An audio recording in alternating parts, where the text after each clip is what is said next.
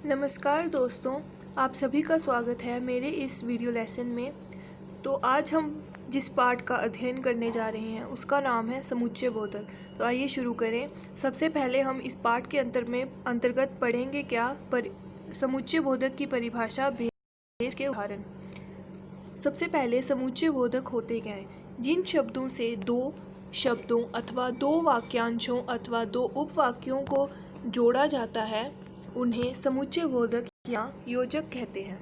उदाहरण: यदि तुम शंकराचार्य से पढ़ोगे तो धर्म को अवश्य समझोगे, वह झूठा है इसलिए उसकी बात का भरोसा मत करना। उपयुक्त उदाहरणों में इसलिए यदि तो शब्द समुच्चय बोधक अथवा योजक है क्योंकि ये वाक्यों को आपस में जोड़ रहे हैं। समुच्चय बोधक के दो भेद होते हैं: समानाधिकरण समुच्चय बोधक, व्याधिकरण समुच्चय बोधक। तो आइए हम बारी बारी दो भेदों के बारे में पढ़ेंगे। तो सबसे पहले समानाधिकरण समुच्चय बोधक।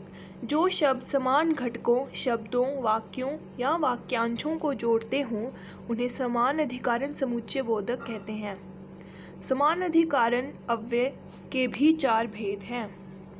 पहला, संयोजक। जो शब्द वाक्यों, वाक्यांशों या शब्दों को जोड़ते हैं उन्हें संयोजक कहते हैं।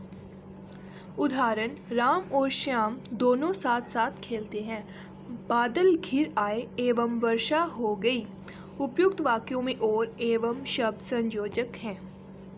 दूसरा, विकल्प बोधक। ये शब्द शब्दों, वाक्यांशों या वाक्यों में विकल्प प्रकट करते हैं। उदाहरण: राम चलेगा अथवा श्याम चलेगा। न तुम कोई काम करती हो न तुम्हारी बहन। तुम्हें जन्मदिन पर फ़ोन मिलेगा या साइकिल। उपयुक्त वाक्यों में अथवा, न, व या शब्द विकल्प बोधक शब्द हैं। तीसरा, भेद बोधक। जो शब्द एक वाक्य, वाक्यांश या शब्द से भेद बताएं उन्हें भेद बोधक कहते हैं। उदाहरण: वह पढ़ता नहीं फिर भी पास हो जाता है। मैंने उसे शांत रहने को कहा तो भी वह शोर मचाता रहा। यद्यपि तुम बुद्धिमान हो तथापि पढ़ना ही नहीं चाहते। उपयुक्त वाक्यों में फिर भी, तो भी, यद्यपि, तथापि शब्द वाक्यों में भिन्नता का ज्ञान कर रहे हैं। चौथा, स्वरूप बोधक। जिस शब्द का प्रयोग पहले आए शब्द, वाक्यांश या वाक्य का भाव स्पष्ट करने के लिए प्रयोग होता है वह स्वरूप बोधक कहलाता है। उदाहरण: तुम्हारी आवाज़ कोयल जैसी अर्थात मधुर है। वह हिंसावादी यानी आज़ाद का पुजारी है। कृष्ण इतना सुंदर है मानो सचमुच कृष्ण है। इन वाक्यों में यानी, अर्थात, मानो स्वरूप बोधक अव्यय हैं।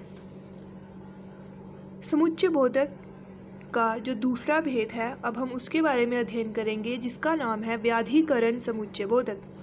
व्याधिकरण समुच्चय बोधक एक या अधिक आश्रित उपवाक्यों को प्रधान वाक्य से जोड़ते हैं।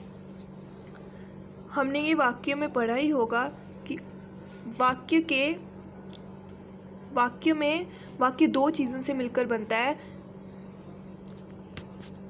प्रधान वाक्य और आश्रित वाक्य। प्रधान वाक्य होता है जो मुख्य वाक्य होता है और आश्रित वाक्य होता है जो उसका सहयोग करता है, जुड़ा होता है। तो व्याधिकरण समुच्चय बोधक भी यही कहता है। व्याधिकरण समुच्चय बोधक एक या अधिक आश्रित उपवाक्यों को प्रधान वाक्य से जोड़ने का काम करता है। उदाहरण: यदि, तो, यद्यपि, तथापि, ताकि, इसलिए, यानी, अर्थात आदि।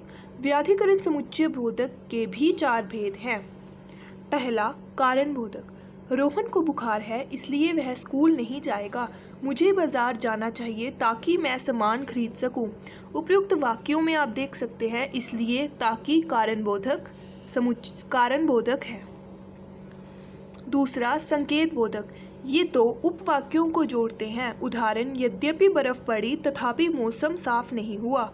यदि तुम हमारी मित्रता चाहते हो तो अभी यहाँ से चले जाओ। उपयुक्त वाक्यों में यद्यपि, तथापि, यदि, तो संकेत बोधक शब्द हैं।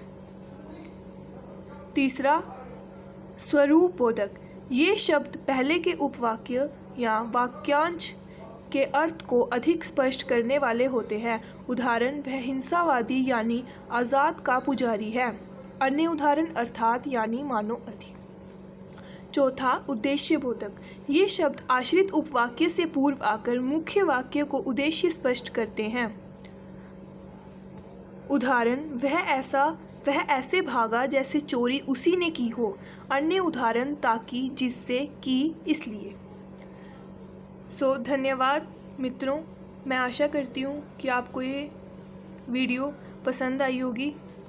धन्यवाद।